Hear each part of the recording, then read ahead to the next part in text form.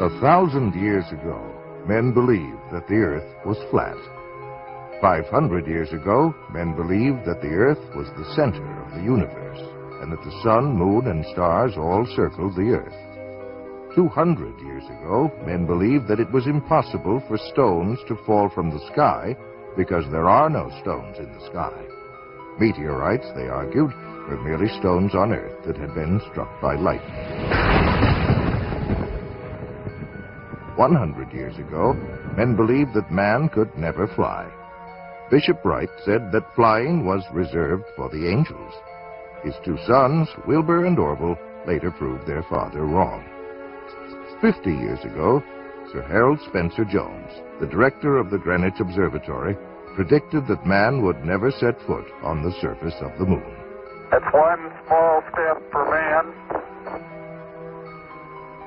one giant leap for mankind.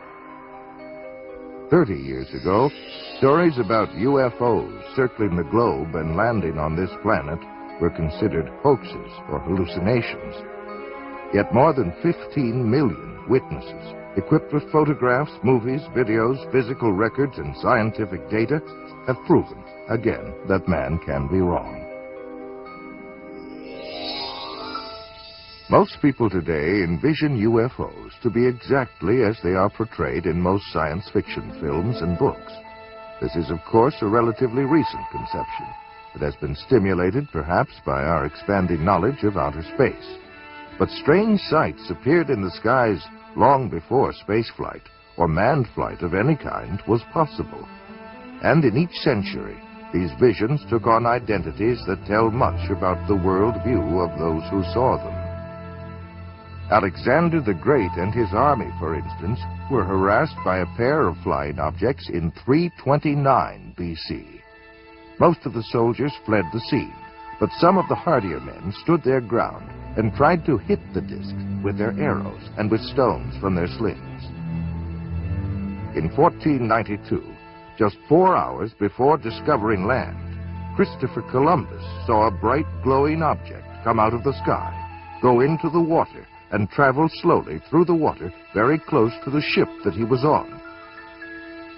Engraved onto a French token, minted in the 1860s, is a disc-shaped flying object that experts say may have commemorated a daytime UFO sighting.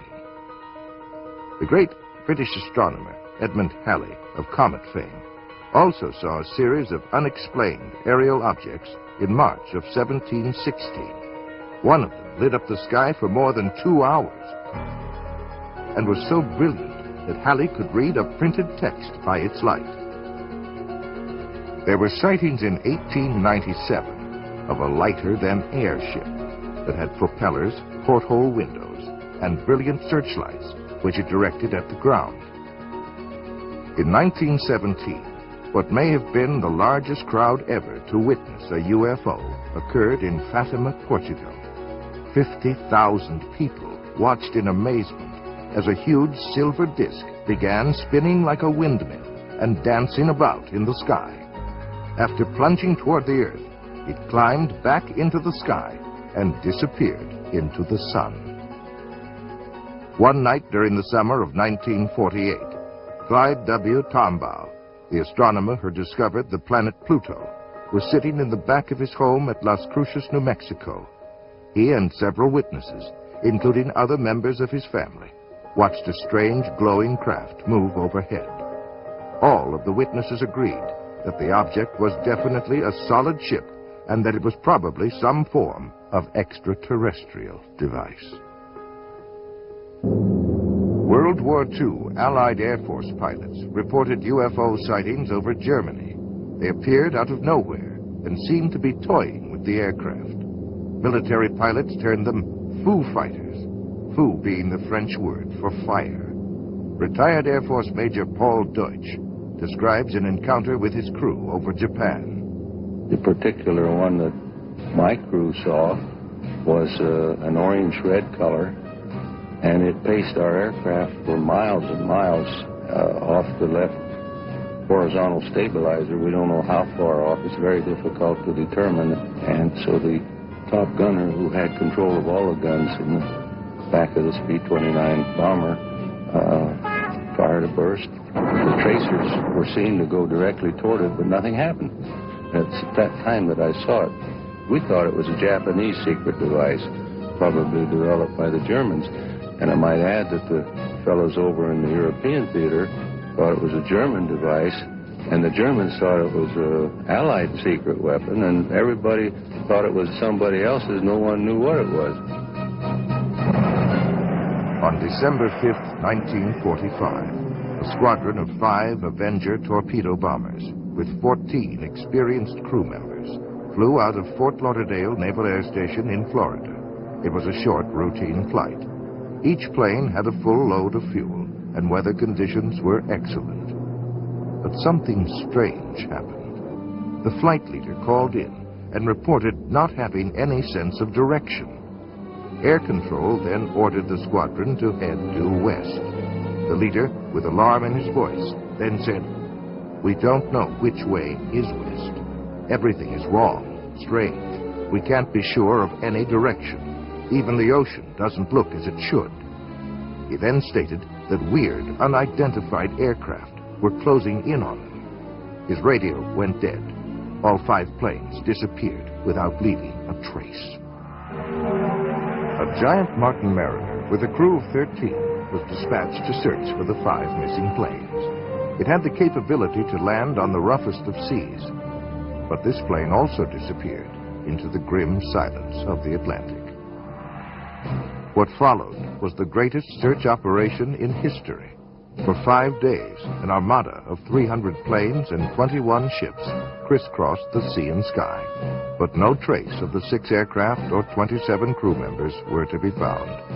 To this day, it remains a mystery as to what happened. Some believe the mystery may be found in the UFO phenomenon, wherein lie a number of questions. Could UFOs possibly be real? If so, what intelligent forces are behind them? What are their intentions? Are they hostile, friendly, or merely curious? Where do they come from? Do they originate on Earth, or do these machines and creatures come from somewhere out among those mysterious winking stars in the black vastness of space? The dream of this so-called natural event began on October 12, 1992, when NASA's SETI program, Search for Extraterrestrial Intelligence, began a 10-year, $100 million project whose sole purpose is to seek the answer to a single question: is man alone in the universe? The centerpiece of the SETI program is the Arecibo radio telescope in Puerto Rico. Its 1,000-foot wide antenna dish makes it the most powerful telescope in the world, with the effective power of 20 trillion watts.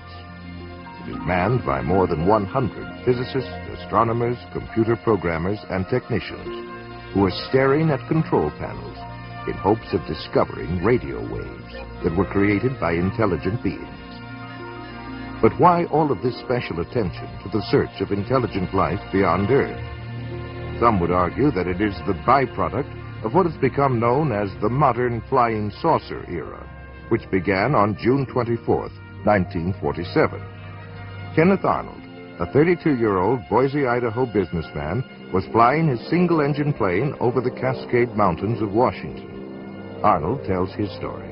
I had reached the altitude of about 9,200 feet when a very brilliant flash lit the sky around me and actually lit up the airplane that I was flying.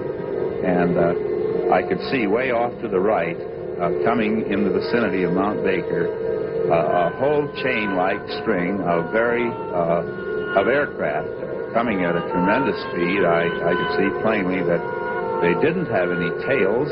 I had never seen aircraft of that kind, and I made a quick judgment that they must be approximately 100 foot in their wingspan.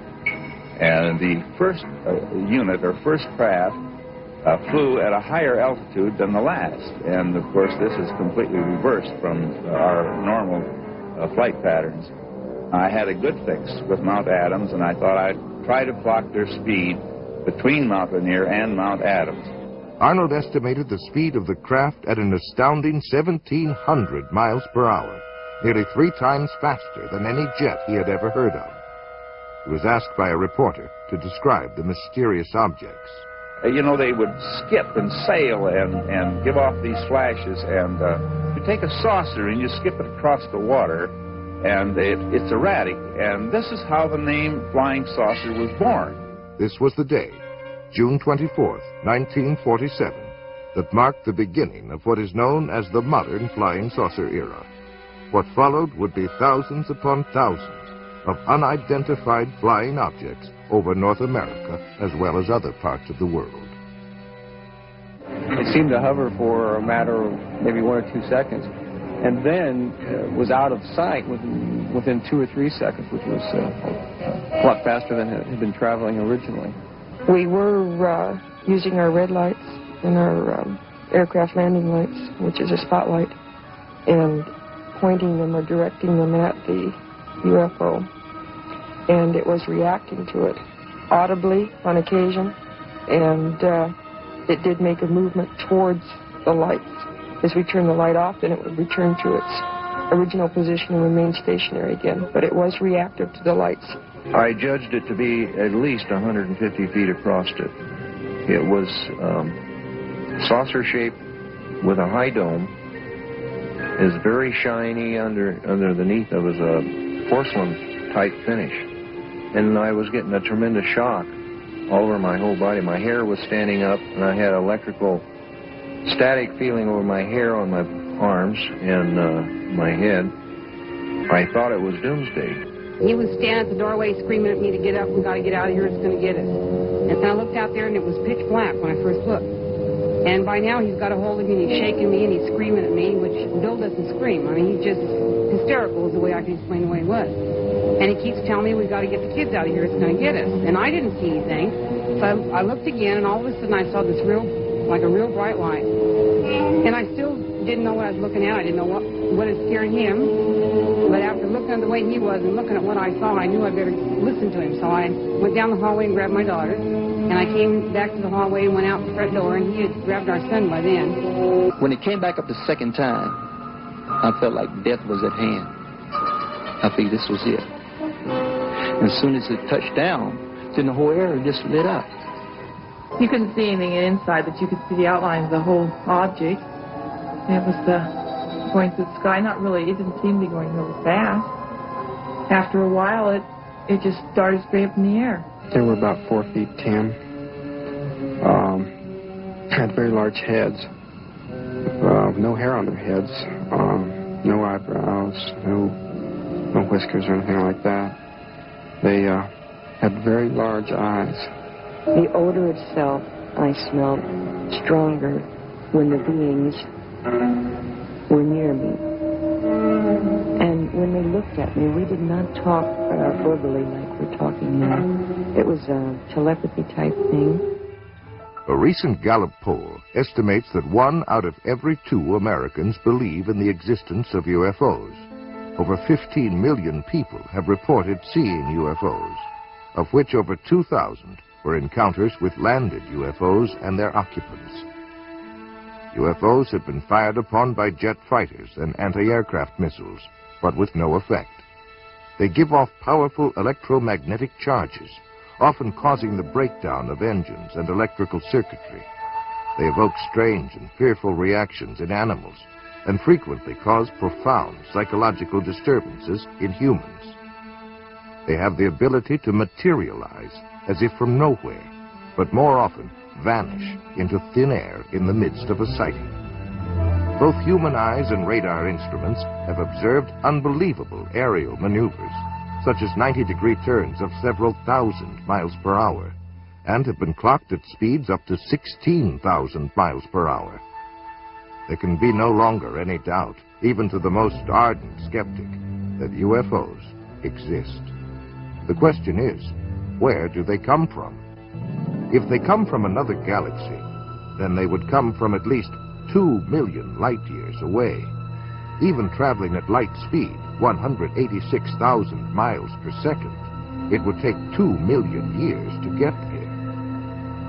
But suppose that UFOs come from some distant star in our own galaxy. If these space visitors were to travel 1 million miles a day, it would take 70,000 years to reach the Earth from the nearest star, Alpha Centauri, which is 25.5 trillion miles from Earth. Other stars are thousands of times further out in space.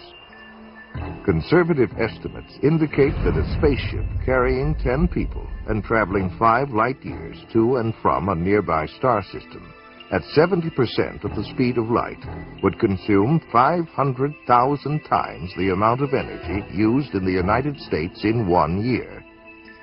But there are other complications of space travel. Space is not a vacuum, but contains cosmic gas, dust, and particles.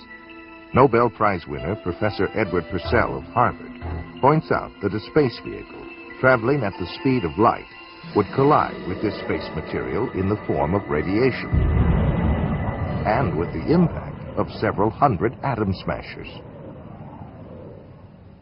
On the afternoon of January 7th, 1948, an unidentified flying object was sighted over Godman Air Force Base at Fort Knox, Kentucky. The base tower sent 4 F-51 jets to investigate. The flight leader, Captain Thomas F. Mantell, reported seeing the object, and at 3:15 p.m., he broke away from the formation in pursuit of the object. A few moments later, he radioed the tower. "I'm closing in now to take a good look. It's directly ahead and above, and still moving at about half my speed. The thing looks metallic and of tremendous size. I'm going up to 20,000 feet, and if I'm no closer, I'll abandon chase." Those were the last words that Captain Mantell ever spoke. Later in the day, his body was found in a nearby field, the wreckage of his plane scattered for half a mile around. There were many other sightings that year. In July 1948, it was reported from Strategic Air Command in San Antonio to FBI Director J. Edgar Hoover that an unidentified aircraft was seen by an Eastern Airlines pilot, co-pilot, and 1 or more passengers flying over Montgomery, Alabama. The aircraft was reported to be of an unconventional type, without wings, and resembled generally a rocket ship of the type depicted in comic strips. It was reported to have had windows, to have been larger than the Eastern Airlines plane, and to have been traveling at an estimated speed of 2,700 miles per hour. It narrowly missed a collision with the Eastern Airlines plane. And from an FBI memorandum dated March 14, 1949, comes this report. Flying discs are believed by the Air Force to be man-made missiles rather than some natural phenomenon, and that as much as 4 years ago, it was learned that some type of flying discs were being experimented upon by the Russians. It was further determined that most all of the flying discs seen by persons in the United States approached this country from a northerly direction and returned in the same direction, indicating a strong possibility that they are coming from Russia. On the evening of July 19, 1952, Senior Air Controller Harry G. Barnes at National Airport in Washington, D.C., picked up 7 slow-moving objects on his radar scope. He called Andrews Air Force Base and learned that they were seeing the identical blips on their radar. A pair of F-94 Air Force jets were soon searching the skies over Washington, where they found nothing. As soon as the jets departed, the blips reappeared on radar screens and remained there until daybreak. A week later, Harry Barnes picked up 10 more objects on radar. Andrews Air Force Base confirmed that the same unknown objects were on their radar scopes as well. Barnes called the Pentagon, and another pair of jets came howling over Washington. But now the UFOs remained visible on the screens, and one of the jet fighters reported a visual sighting of 4 lights. At one point, the pilot radioed that the lights were surrounding his plane. But soon the UFOs sped away and disappeared into the night. Later that morning, Harry Barnes made this statement, quote, "There is no other conclusion that I can reach but that for 6 hours on the morning of the 26th of July, there were at least 10 unidentifiable objects moving above Washington. They were not ordinary aircraft, nor, in my opinion, could any natural phenomena account for these spots on our radar, end quote. The Pentagon was inundated with questions from the press, and President Harry Truman asked Secretary of Defense Forrestal to find out what in the world, or out of it, was going on. On October 27, 1952, the FBI issued this memorandum. Air intelligence still feels flying saucers are optical illusions, or atmospherical phenomena. But some military officials are seriously considering the possibility of interplanetary ships. Investigative journalist Frank Edwards, author of Flying Saucers, Serious Business, offers the following commentary. This is Frank Edwards reporting. How real are the flying saucers, officially called unidentified flying objects? On December 24, 1959, the Inspector General of the Air Force notified all Air Base commanders that flying saucers are a serious problem. The government of the United States has issued orders advising the military how to recognize the UFOs, how to report them, and how to handle fragments of them. Slowly but surely, the nature and extent of this remarkable phenomenon has become public knowledge. By patiently piecing together these bits of evidence as they become available, by carefully weighing the guarded statements of scientists and military agencies involved in the study of unidentified flying objects, we shall see that they are indeed serious business. The variety of witnesses of UFOs is endless.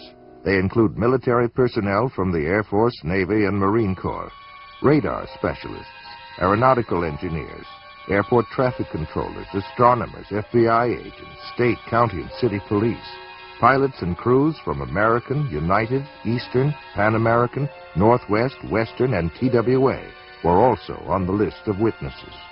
Millions in the United Kingdom, France, Australia, South America, Mexico, and other nations around the world have seen UFOs. For 18 years, the late Dr. J. Allen Hynek headed up the Air Force investigation into UFOs, called Project Blue Book, and was acknowledged to be the world's foremost authority on UFOs.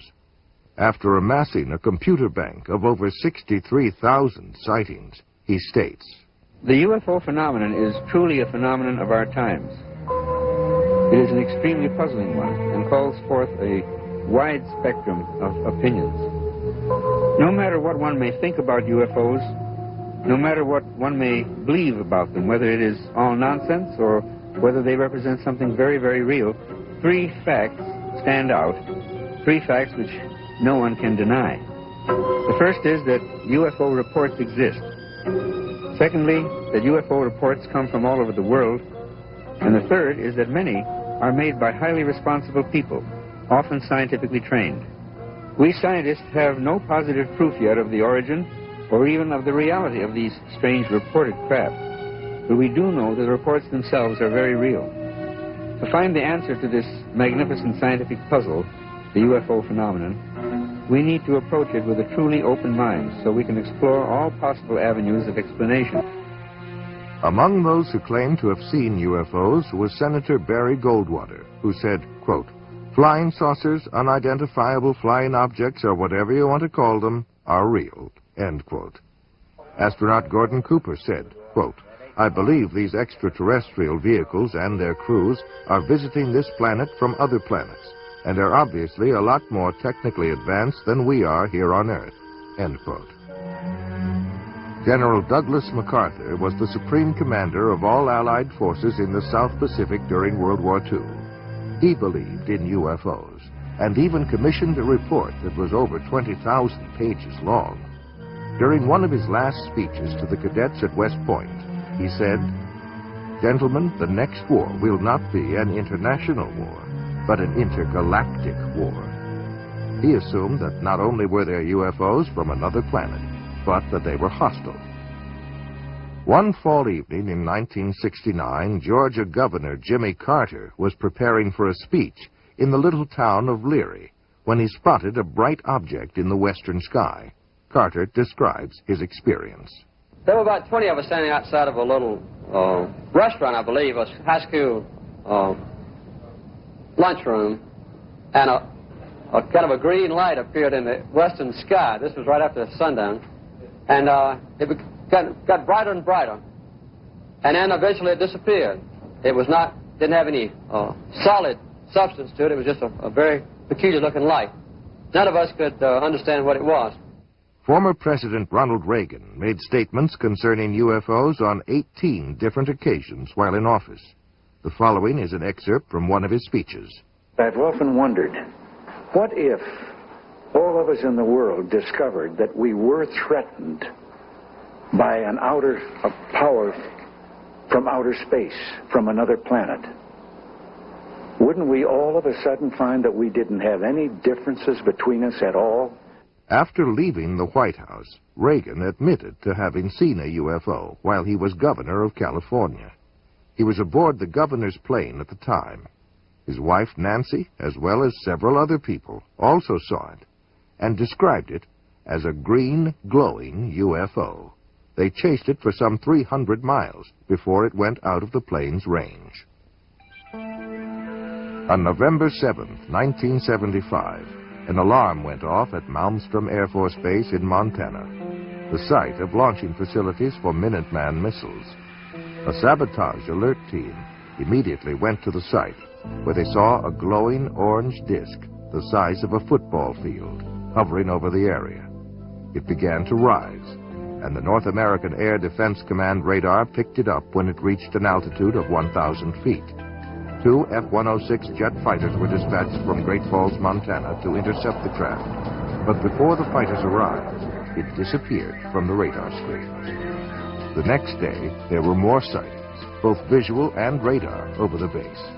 Each time the jets streamed into the area, the UFOs shut off their lights and reappeared only after the jets left. In the next 8 months, 130 similar reports were logged at the base and in the surrounding county. An early and prominent champion of UFOs was one Donald E. Kehoe, a U.S. Naval Academy graduate and retired Marine Corps major. In the January 1950 issue of True magazine, he wrote a comprehensive article on UFOs. It caused an instant sensation and became one of the most widely read and discussed articles of the day. He claimed that none of his high-level sources would talk about UFOs, which he took as powerful evidence that something tremendously important was being covered up. This is not an attack on the Air Force spokesman or the project spokesman.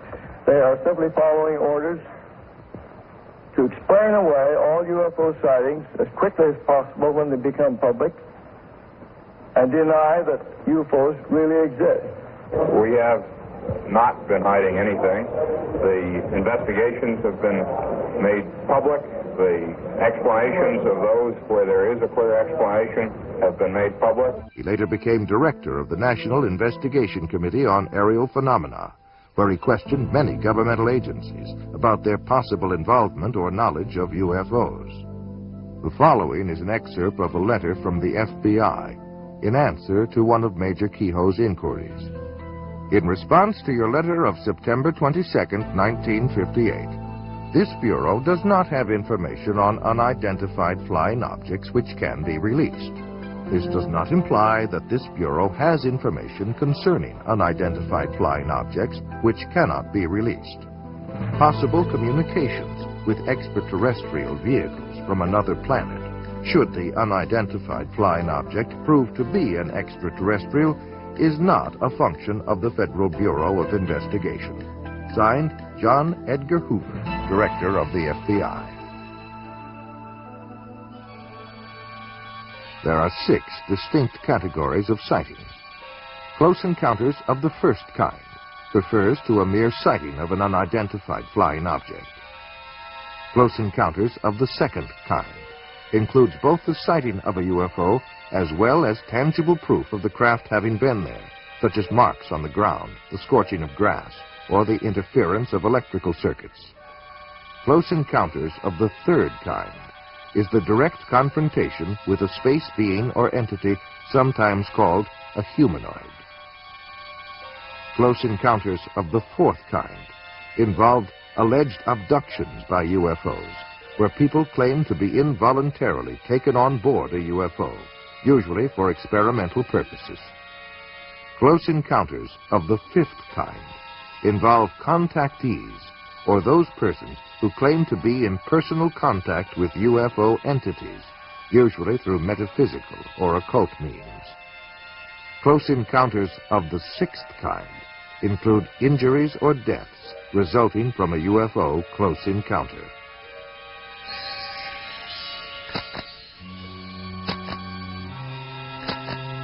One of the greatest waves of UFO sightings in modern history came in 1965, with more than 500 cases reported during the summer months alone. One such case was near Ann Arbor, Michigan, where 50 people and 12 police officers in 3 counties reported having seen objects flashing across the pre-dawn skies. That evening, 87 female students at Hillsdale College near Ann Arbor watched an object flying around and flashing bright lights for a period of about 4 hours. Life magazine said, "Call them what you will, flying saucers, unidentified flying objects, or optical illusions.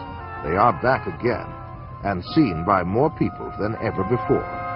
Last week, the manifestation seemed almost to have reached the proportions of an invasion. In Washington, House Minority Leader Gerald Ford called for a full-blown investigation. Thus, the first congressional hearings on UFOs began as a closed-door session on April 5, 1966. Their conclusion was that a major university be given the job of researching the UFO phenomena. The job was given to the University of Colorado, and Edward Condon, professor of physics, would serve as chairman of the group. After much research, a 1,465-page report was completed by 36 authors at a cost of more than $500,000. The report was summed up under the section titled Conclusions and Recommendations. It states, "Our general conclusion is that nothing has come from the study of UFOs in the past 21 years that has added to scientific knowledge. Careful consideration of the record leads us to conclude that further extensive study of UFOs probably cannot be justified in the expectations that science will be advanced thereby." On April 17, 1966, Sheriff's Deputies Dale Spower and Wilbur Neff had just investigated an accident when they noticed a glowing object about 1,000 feet above the ground in eastern Ohio. They then began pursuit at speeds of nearly 90 miles an hour. The third officer, Wayne Houston, was listening to their radio and joined the chase. 85 miles later, they pulled into a service station for refueling, where they met patrolman Frank Panzanella, who had also been tracking the UFO. The officers all stood together, watching the object hover to the east. At that point, the object shot upward at great speed and disappeared. Project Blue Book was called in to investigate. The official Air Force version was that at least 5 experienced police officers, one of them a veteran air crewman, had conducted an hours-long high-speed chase of the planet Venus. For more than 20 years, from 1948 through 1969, the United States Air Force was in charge of investigating UFO reports. The first study, established in 1948, was called Project Sign. Its conclusions were that UFOs were real and estimated them to be interplanetary craft. The Pentagon rebuked the report, calling it science fiction fantasy. The next report, called Project Grudge, was established in early 1949 and would proceed in secrecy. The critics of this investigation complained that the Air Force wanted to control all research on UFOs and that its mandate seemed to deny or explain away all sightings. Project Grudge did not last long and was officially dissolved in December of 1949. However, there had been many recent UFO sightings in New Mexico, so the Air Force launched a new study known as Project Twinkle. An observation post was set up in New Mexico and was armed with cameras, telescopes, and other optical equipment. They waited and waited, and after a year of frustration, the Air Force terminated Project Twinkle. It was not long after this that the government began a new policy of cooperation with the press by issuing regular releases about sightings and investigations. This was followed by a boom year of over 1,500 reports in 1952. The Air Force then established a task force codenamed Project Blue Book, which was to become the most systematic of all studies done by the Air Force. Witnesses received an 8-page questionnaire, photographs were analyzed, and field interviews were conducted. Investigators monitored aircraft flights and checked weather records. On the whole, the Project Blue Book team successfully weeded out UFO reports that were obvious hoaxes or those that could be attributed to natural phenomena. However, for those cases that remained unsolved, investigators had two choices: admit that they had failed to identify the object or embrace any remotely feasible explanation. Project Blue Book was terminated in 1969. It concluded that little, if anything, has come from the study of UFOs, and that the least likely explanation of UFOs is the hypothesis of extraterrestrial visitations by intelligent beings. On the evening of October 25, 1973, a young Pennsylvania farmer, Stephen Pulaski, and at least 15 other witnesses saw a bright object hovering over a field near them. Stephen grabbed his rifle and went to investigate. It was then that he noticed something walking along by the fence. They were hairy and long-armed, with greenish-yellow eyes, and a smell like burning rubber was present. Stephen sensed that these creatures were not friendly and fired a tracer bullet over their heads. And when they kept on coming, he fired directly at one of them. The creatures then all disappeared into the woods, and the glowing object disappeared from the field instantaneously. UFO researchers as well as a state trooper were called in to investigate. When they arrived, the people there told them that Stephen had been growling like an animal and flailing his arms. His own dog ran toward him, and Stephen attacked the dog. Stephen then collapsed, and after a time began to come to his senses. The entire group commented on the nauseating, sulfur-like odor that was present. One of the earliest references to a spacecraft is probably that found in an ancient Egyptian account, some 1,500 years before Christ. One of the characteristics of that craft was the foul odor that emitted from it. The Amityville Horror was based on a factual account of what happened to a family in Amityville, New York. An irritating and nauseating odor seemed to accompany the presence of the ghost or spirit entity that entered there from time to time. Whitley Strieber wrote of his abduction experiences in his book Communion. He said he could smell their presence and that it smelled like sulfur. On October 11, 1973, Charles Hickson and Calvin Parker were fishing when a strange craft descended and hovered near them. Parker passed out, and Hickson was paralyzed, but was able to continue observing what was happening. Two entities then emerged from the craft and picked Hickson up by his arms and carried him inside the ship, where he was thoroughly examined. He was then taken back to where they had been fishing on the riverbank. When the two fishermen went to the sheriff's office to report their story, they were interrogated and then left alone in a room with a hidden microphone. The recording of their conversation revealed that both men were quite frightened by their experience. The emotional trauma had been so great to Parker that after Hickson left the room, he began to pray. Ultimately, he suffered a nervous breakdown as a result of his experience.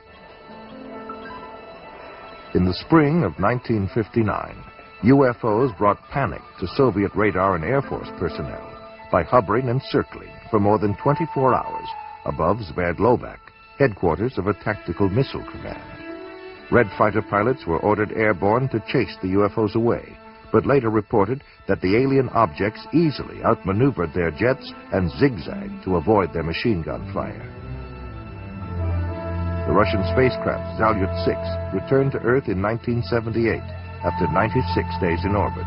They told of a formation of UFOs which trailed them closely for 3 complete orbits around the globe.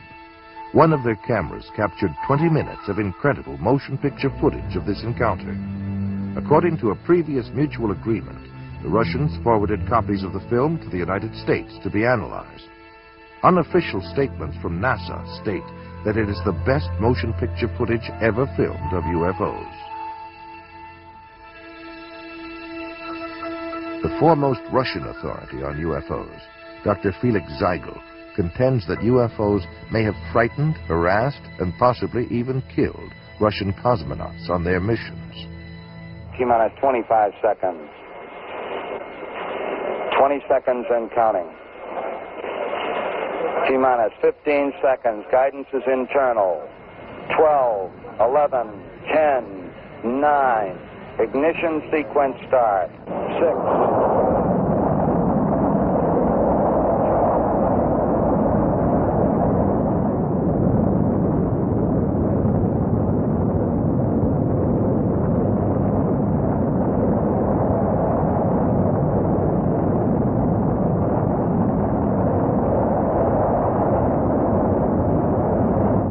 On at least 6 space missions, United States astronauts have encountered UFOs. Journalist Frank Edwards records the following incident.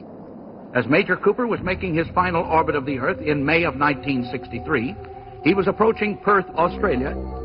Suddenly, Major Cooper radioed down to the tracking station that he was being approached by a greenish glowing disk with a faint red glow on one side.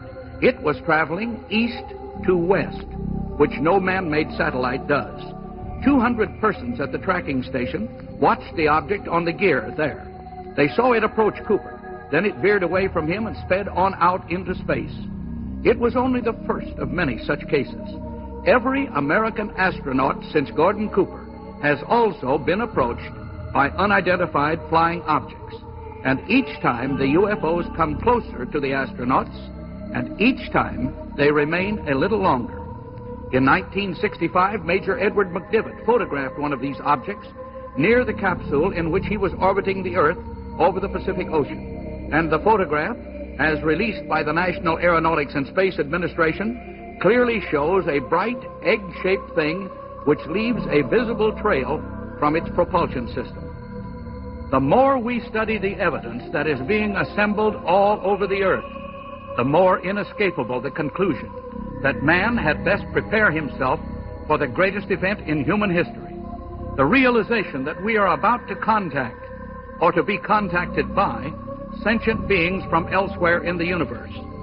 The late General Douglas MacArthur said that this confrontation would be the greatest challenge man ever had to face. Are we ready for it when and if it comes? Frank Edwards reporting. Gemini 5, 10, and 11 have all had similar encounters. So convinced was astronaut Edgar Mitchell of the existence of UFOs that he retired from the U.S. space program to devote full time to UFO investigation. During our first mission to the moon, Mission Control recorded the following broadcast of strange noises that were heard on the Apollo 11 spacecraft.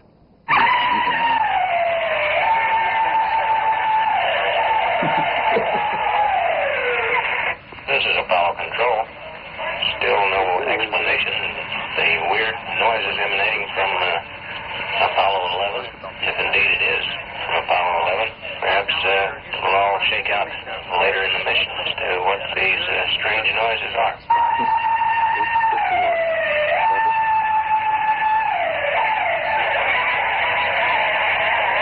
NASA says UFOs have reportedly dogged the U.S. space program since the very beginning.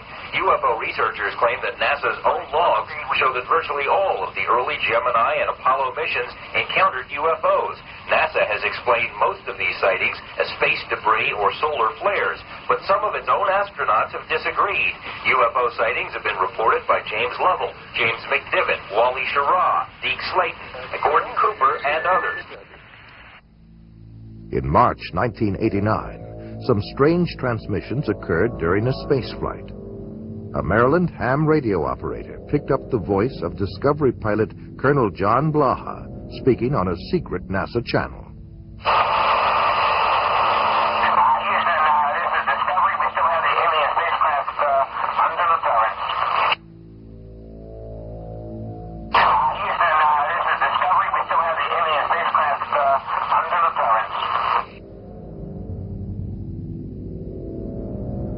Dr. J. Allen Hynek explains one alternative theory that we might be dealing with something from another dimension.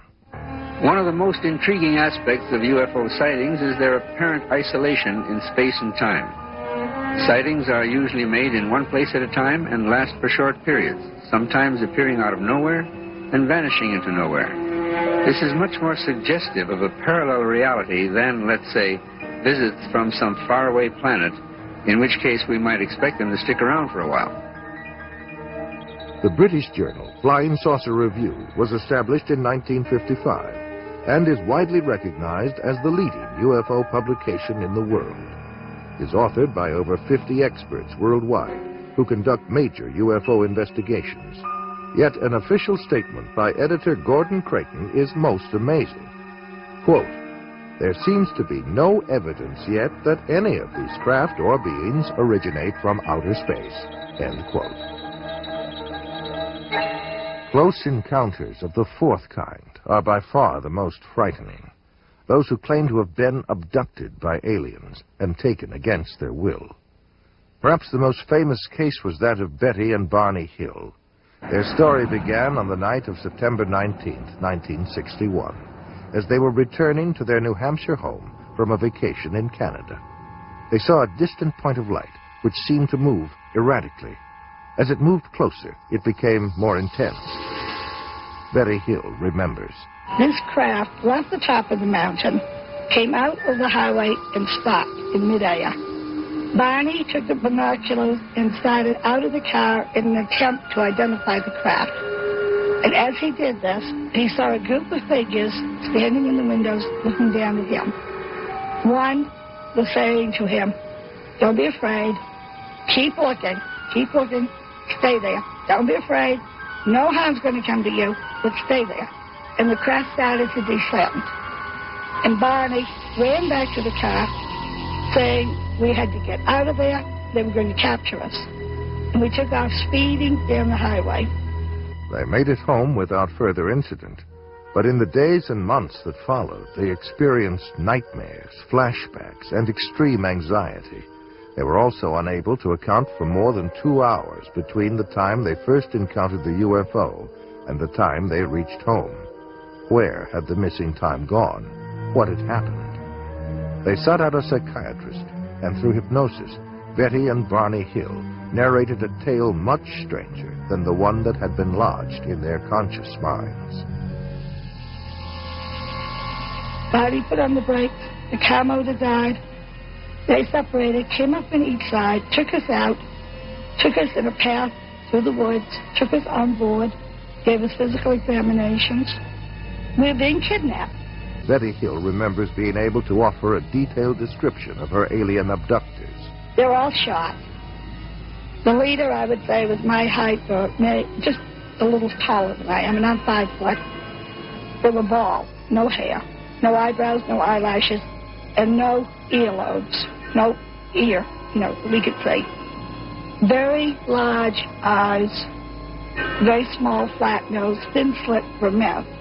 Betty Hill said that they were most interested in human sexuality and that they communicated through a form of telepathy that sounded like a voice loud and clear inside their heads. Bud Hopkins has written several books on UFOs, including Missing Time and Intruders. He is one of the foremost experts on abduction cases, otherwise known as close encounters of the fourth kind. And now we've come to the conclusion that abduction, of their involvement with human beings, that this is the center of the entire UFO phenomenon, and that actually when people have UFO sightings, it's very possible that what they're seeing is something on its way to or from an abduction of somebody. They're not just flying around up there, they are interested very profoundly in human beings. Whitley Strieber claims to have been abducted by alien beings on more than one occasion and wrote of his experiences in his best-selling book, Communion.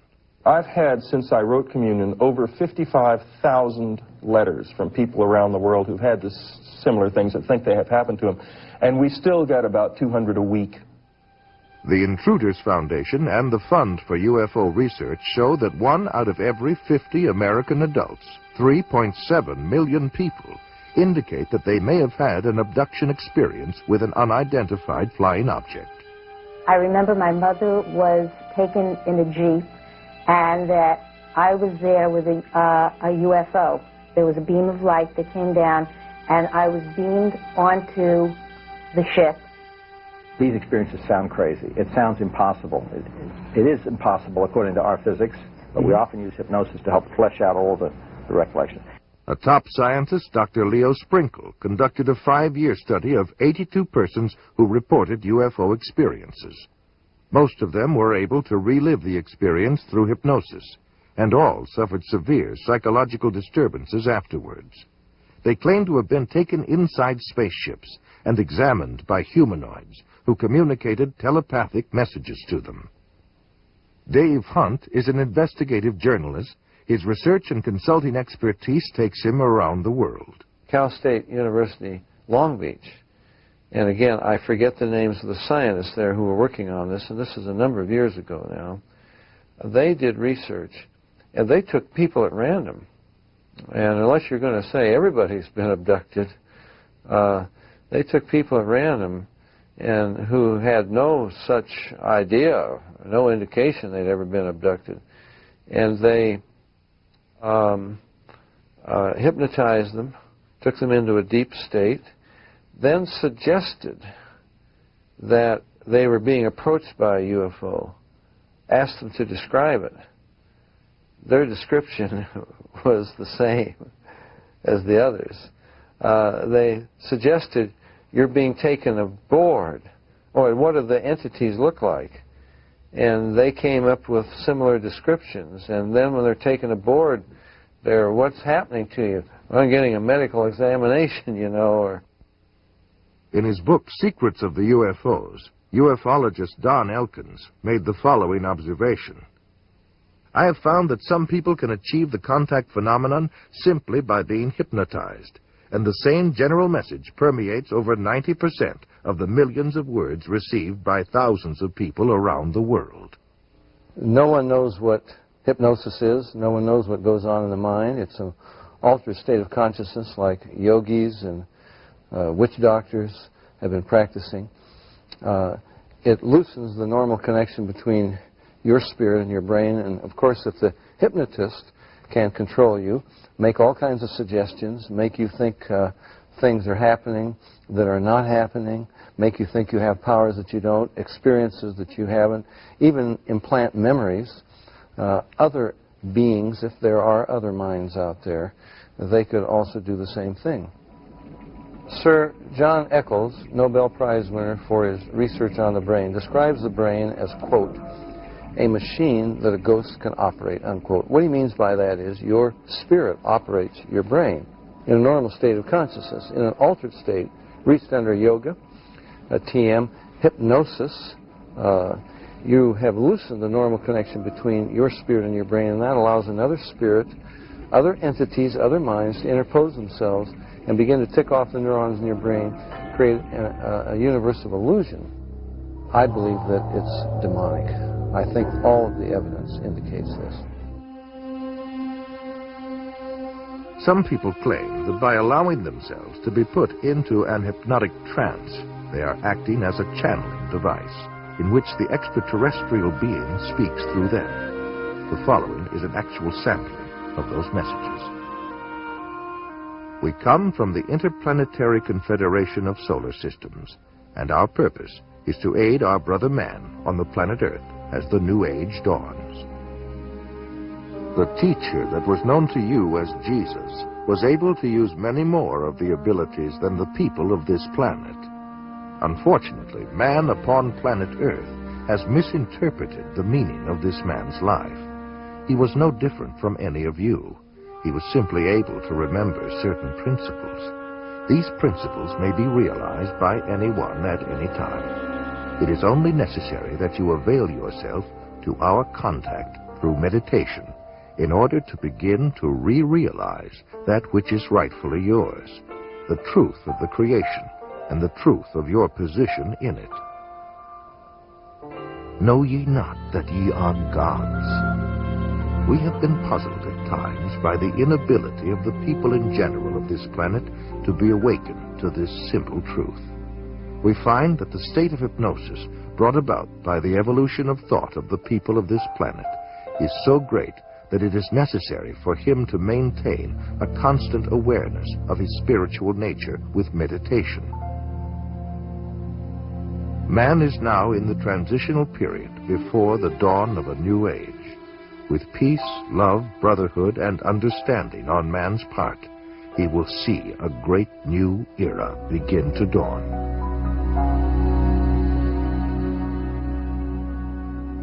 In his book, Flying Saucer Pilgrimage, Bryant Reeves summarizes his findings in this statement. From our analysis, the teachings of the space beings appear to support many of the principles taught in Oriental philosophy by seers of the Far East.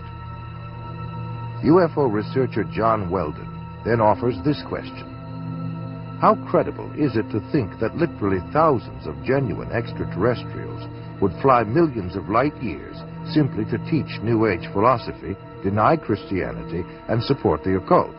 And why would the entities actually possess and inhabit people just like demons do if they were really advanced extraterrestrials?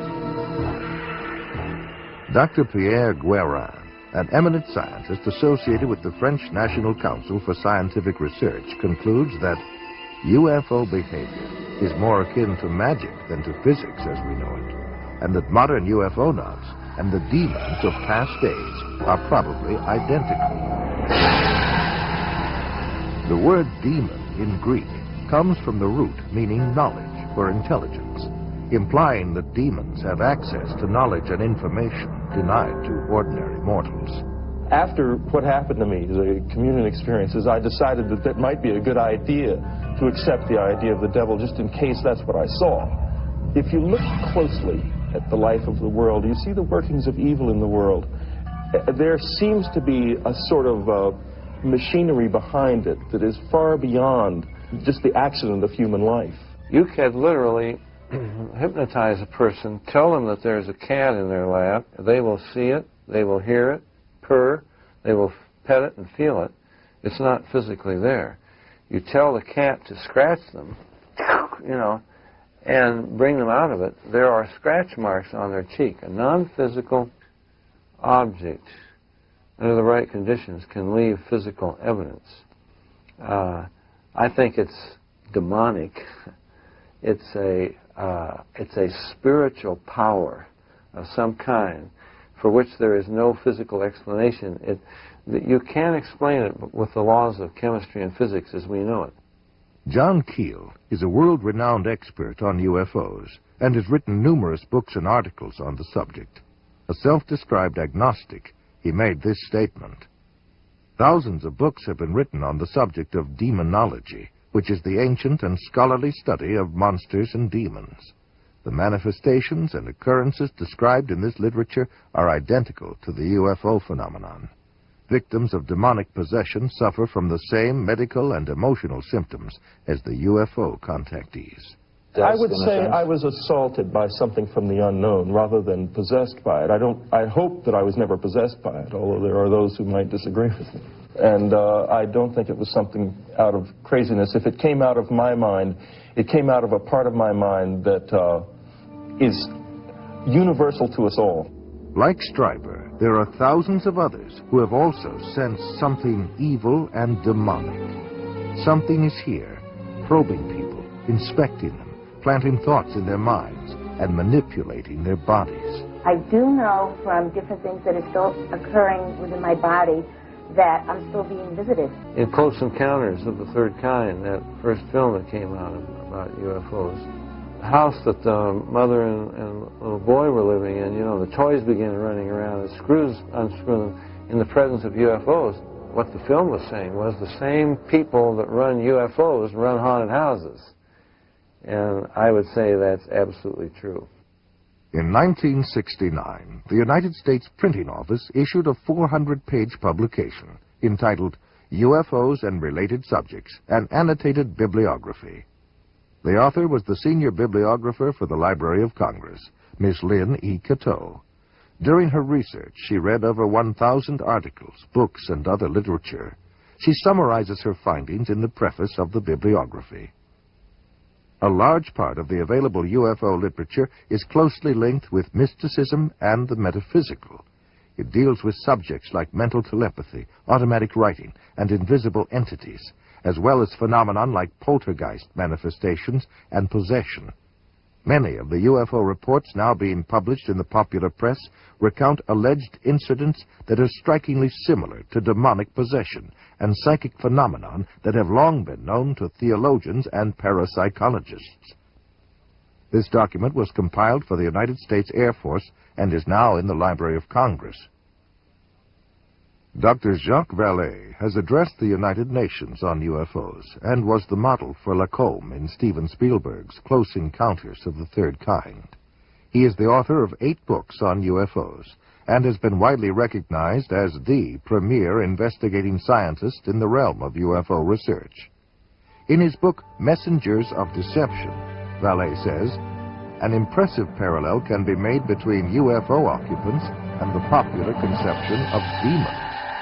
And in his book, Confrontations, he writes, the medical examinations to which abductees are said to be subjected, often accompanied by sadistic sexual manipulation, is reminiscent of the medieval tales of encounters with demons.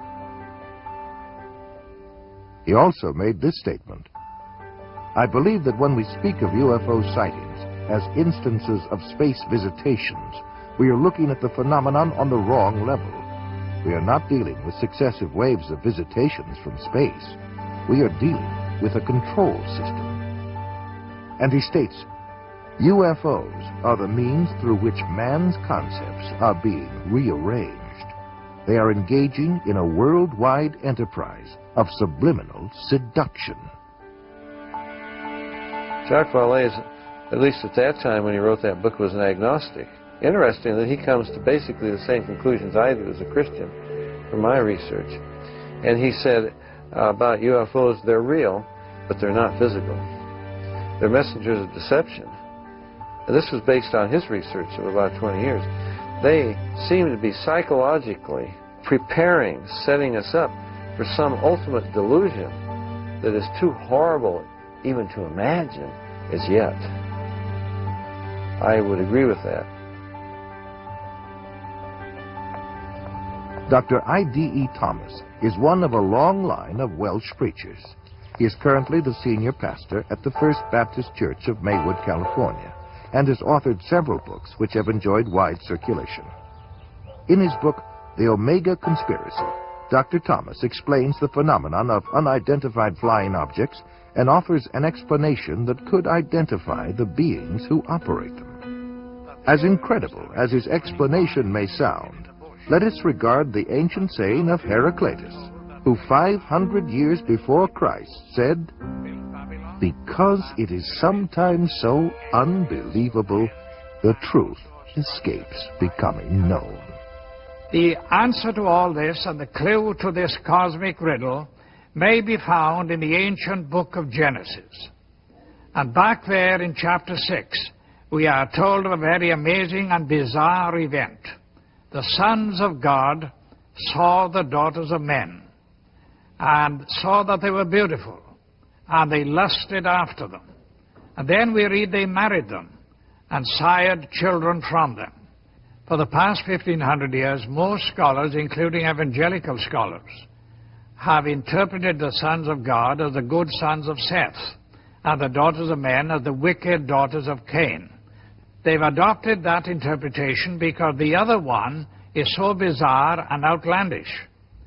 The ancient interpretation, and in my opinion the correct one, is that the sons of God were demonic beings or fallen angels, and that they came down to earth, they lusted after the daughters of men, they married them, and produced this amazing progeny, this hybrid progeny of the Nephilim. And the very word Nephilim does not mean giants. It comes from the root Nephal, fallen ones. The early Christian fathers in the first 4 centuries, men like Irenaeus, Tertullian, Ambrose, for 400 years they knew no other interpretation except that the sons of God were angelic beings. Josephus, the cosmopolitan Jewish historian, says the same thing. We read in the book of Job that when God laid the foundation of the earth, the sons of God shouted for joy. Obviously, the sons of God could not be human beings. Adam had not been created. If this was a case of just mixed marriages between good men and wicked women, it is surprising that God should have issued the fire of judgment that he did. God took this stern action of wiping out the human race. Now, the only family that were left intact in order to re-establish, repopulate the new world was the family of Noah. Noah, we are told, was perfect in his generations. The word perfect does not mean, in this case, morally perfect, because we know from the story of Noah, and especially what happened after the flood, that Noah was not perfect. What it means is like a lamb for the paschal sacrifice, that lamb had to be without blemish, physically pure, without blemish. So it seems was the case of Noah, the only family that remained uncontaminated from these strange beings that appeared from space. The only line that was pure and clean from God's standpoint to start a new world and a new civilization. Jesus said, as in the days of Noah, so in the days of the coming of the Son of Man. Of all the patriarchs and prophets of the Old Testament, the key to prophecy above all others is Noah. And something happened in the days of Noah that was a distinctive characteristic of Noah's time that didn't happen before or after. Wars and famines and pestilences and natural disasters have always happened. But something happened in the days of Noah, and the most sinister and bizarre of all the things that happened was this intermarriage between the angelic race and the human race. And of course, the mastermind behind it all was another angel, a fallen angel, Lucifer.